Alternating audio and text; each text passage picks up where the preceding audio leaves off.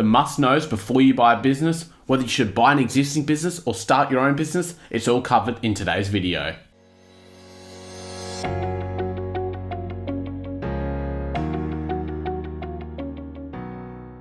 Hello everyone, my name is Ethan Rushock, and today I'm going to be talking to you about buying an existing business, what you need to know, and then talking about whether you should buy an existing business or start your own business. So obviously it's an exciting time of your life if you've decided I want to be a business owner. But then you need to go, okay, well, am I going to start my own business, or am I going to go and buy an existing established business and then obviously try and build that up? So it's a really tough decision, and you need to know some certain things before you buy an existing business that are going to make or break that deal. So obviously today's video will be mainly focused on what you need to know about buying existing business, but I will be talking about the different types of personality types and money situations that will go into that decision of whether buying a business is really right, or maybe you should focus your energy on starting your own business from scratch. Now, I am getting really close to the 1,000 subscriber mark, so if anyone is new here, I would love for you to hit that subscribe button, hit the like button, leave comments. They all help me grow that channel, and I really hope that by the time you've watched this, we may be at the 1,000 subscribers. Anyway, let's get into the next part of the video. So the first decision you need to make is, are you going to buy that existing business or will you be starting your own?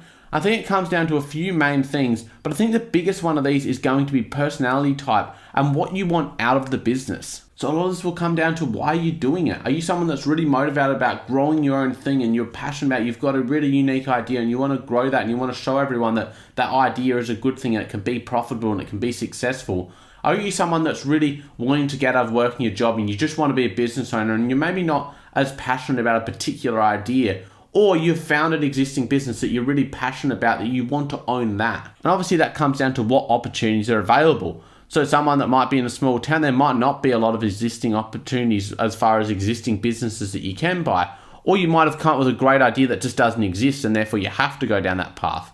But there will be some situations where you could go down either path. You may be wanting to be a cafe owner and there's a few cafes in your local region for sale, but you've also got a few shops there that you could go rent out and start your own. So then you've got to make that tough decision of, are you going to go down and look at buying one of these, or will you go to that new shop and start your own from scratch? And then cost is likely going to be a factor. An existing business, they're going to want money for that business. They're going to want money for the equipment, etc. So you're going to have that initial capital to buy that business.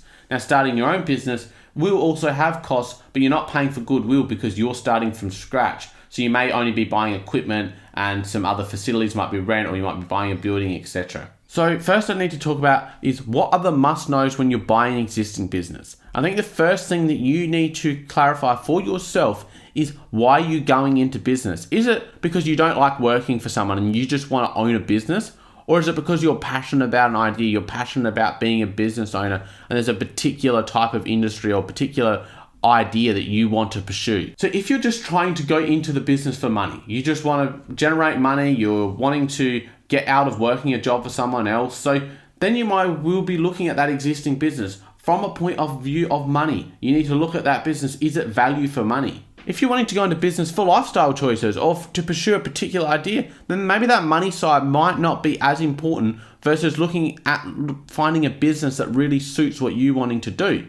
Now, if you're going into it for a passion reason and stuff like that, you're probably more likely to skew to wanting to start your own. But there could still be, you might be a chef, and like I said, I keep using this as an example, but there might be the cafe you just love going to and it comes up for sale and you're so passionate about going in and working there. So it doesn't necessarily mean that just because you're passionate about something you have to start from scratch. There could be an existing business that suits that. Now, price will be really important when you're buying existing business.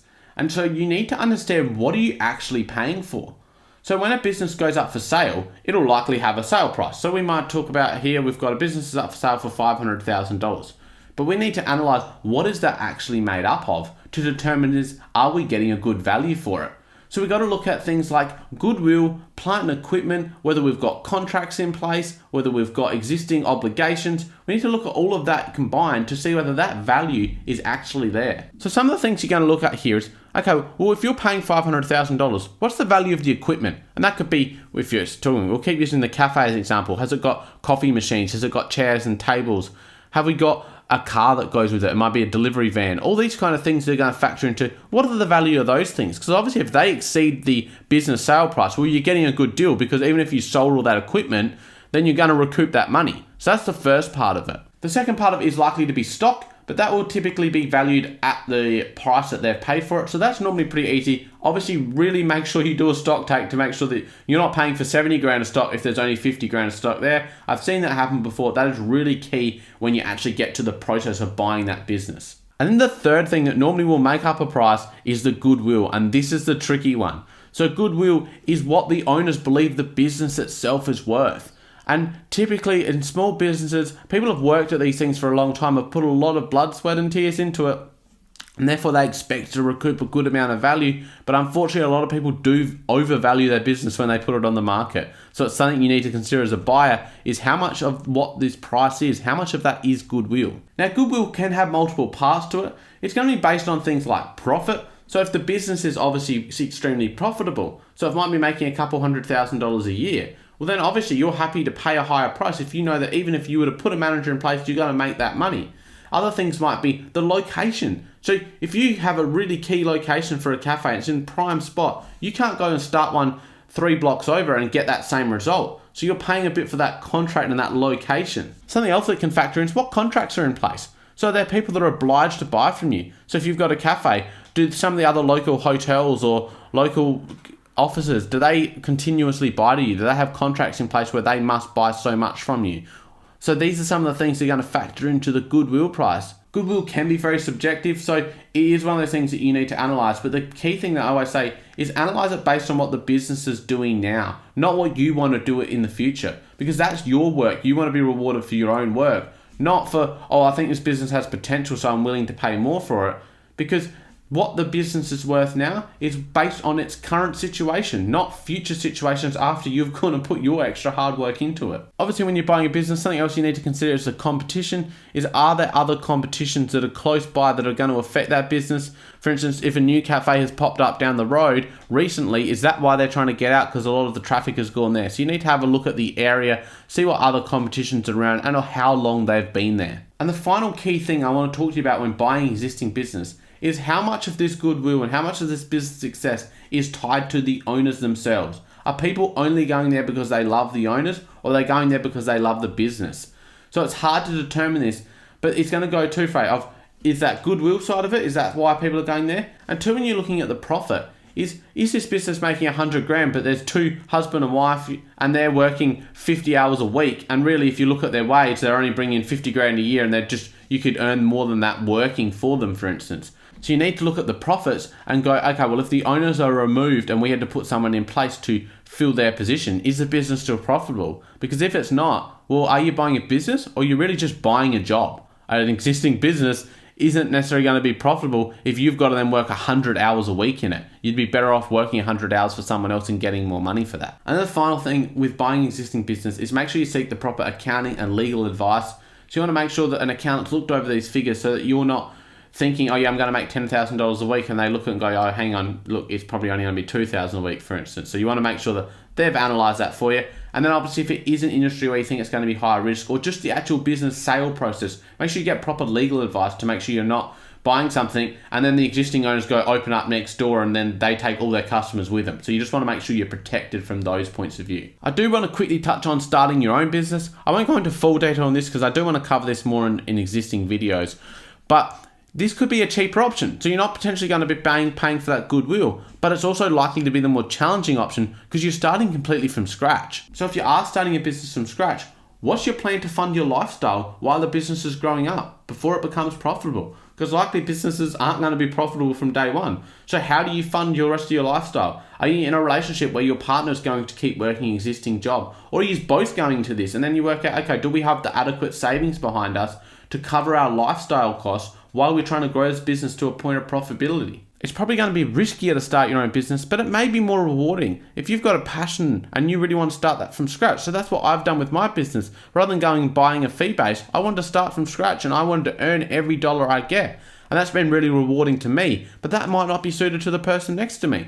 They may go, oh, you know what? I just want to start something and I want to buy an existing business, and you know what, I can develop that over time and keep building it up, but that's how they want to do it, versus someone that's passionate, they want to start from the ground, they want to build from the ground up, versus someone that maybe wants to start from the middle of it. Your marketing costs are likely to be a lot higher if you're also starting from scratch, so that's something you need to keep in mind, because you've got to grow from $0 in revenue. You've got to get every single customer.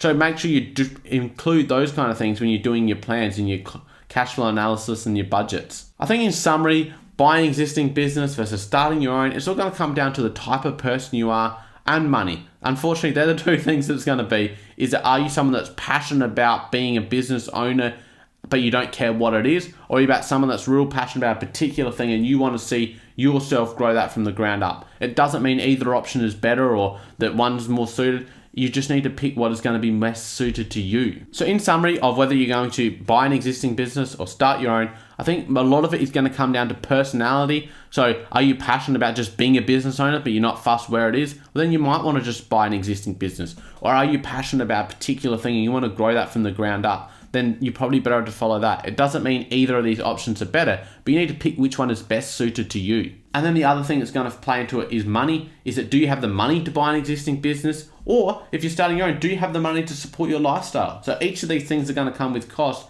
and it's going to depend on your current life situation as to which option is the better risk analysis for you, which one suits your risk profile better. I hope that's been interesting. I'd love to hear from you in the comments. Have you ever purchased an existing business? Did you start one from scratch, or are you thinking about doing this in the future? I really appreciate your support. As I said, we're getting close to that 1,000 subscriber marks. Hopefully we're already there by the time you watch this, but I'd still love for you to hit that like button, hit that subscribe button, and check out some of the other content on my channel. I appreciate you being here, and I'll see you on the next video.